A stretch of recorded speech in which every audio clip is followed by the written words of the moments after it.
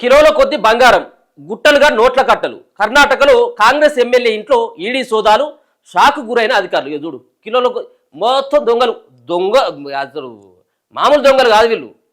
ఇక మనం అనలేము కానీ ఒక్కొక్కడు ఎమ్మెల్యేగా అయి మంది సొమ్ములు తిని ఎట్లా పడుతుందిరా నాయన అది. ఇక అది తినరాదు ఏమన్నా పెంటగిట్లా తినరు అంత పోయి. ఎక్కడి నుంచి కిలోల కొద్ది బంగారం ఉంటుంది. ప్రజలకు సంబంధించిన రక్తాన్ని దాక్కుంటూ కిలోల కొద్ది బంగారం.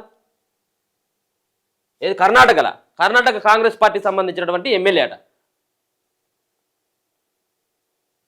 ఎడబా ఇగో కాంగ్రెస్ ఎమ్మెల్యే ఇంట్లో సోదాలు నిర్వహించిన ఈడీ అధికారులు షాక్ అయిందట. ఎమ్మెల్యే నివాసాల్లో జరిపిన సోదాల్లో నోట్ల కట్టలతో పాటు కిలోల కొద్ది బంగారం బయటపడ్డది. ఒకసారి చూస్తే వివరాలు. కర్ణాటక జిల్లా ఉత్తర కన్నడ జిల్లా కారావార కాంగ్రెస్ ఎమ్మెల్యే సతీష్పై గతంలో ఐరన్ ఓర్ అక్రమ తరలింపు కేసు నమోదైందట. ఆ సమయంలో ప్రజాప్రతినిధుల కోర్టు అతనికి 7 ఏళ్ల జైలు శిక్షతో 9 కోట్ల జరిమానా వేసిందట. అనంతరం ఆయన హైకోర్టును ఆశ్రయించగా ఆ శిక్షను కర్ణాటక హైకోర్టు నిలిపివేసింది.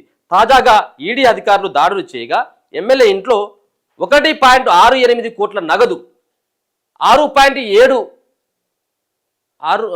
నగదు, 6.7 మరి 50 కిలోల బంగారం, 6.7 50 కిలోల బంగారం,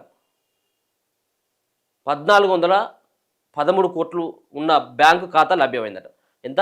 బ్యాంకు ఖాతాలో 1413 కోట్లు ఉన్న బ్యాంకు ఖాతా లభ్యమైంది. దీంతో అతనిపై మనీ లాండరింగ్ కేసు నమోదు చేసేందుకు సిద్ధమైనట్లు తెలిసింది. ఈ ఘటనకు సంబంధించిన పూర్తి వివరాలు ఇక చూడు. 50 కిలోల బంగారం ఉన్నదట. 50 కిలోల బంగారంతో పాటు బ్యాంకు ఖాతాల 1413 కోట్లు ఒకటే ఖాతాల.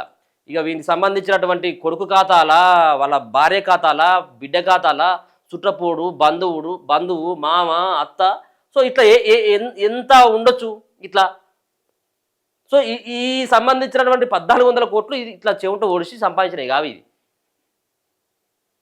చెమట ఓడిచి సంపాదించినటువంటి పైసలు ఇన్ని కోట్లు సంపాదించను. ఏం లాభం? ఇప్పుడు ఇవన్నీ దొరికినాయి కదా.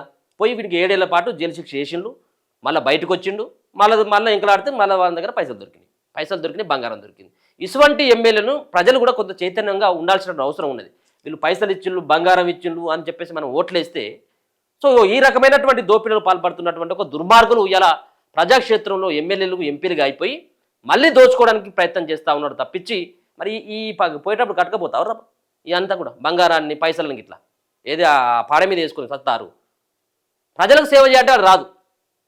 ఓ గ్రామానికి లేకపోతే మండలానికి 2 అంబులెన్స్లు కొని తలుచుకుంటారు ఎప్పుడైనా. అక్కడ ఉన్నటువంటి పేదవాళ్ళని చేరది, అక్కడ ఉన్నటువంటి వృద్ధులకు సంబంధించిన ఒక ఆశ్రమాలు కట్టించు, అదేవరైనా గుర్తిస్తారు. కానీ ఇగో ఇట్లాంటి దొంగలంతా తయారైపోయి 100 కోట్లు 1000 కోట్ల రూపాయలకు సంబంధించిన కుంభకోణాలకు బయట అది పాల్పడతా ఉన్నారు.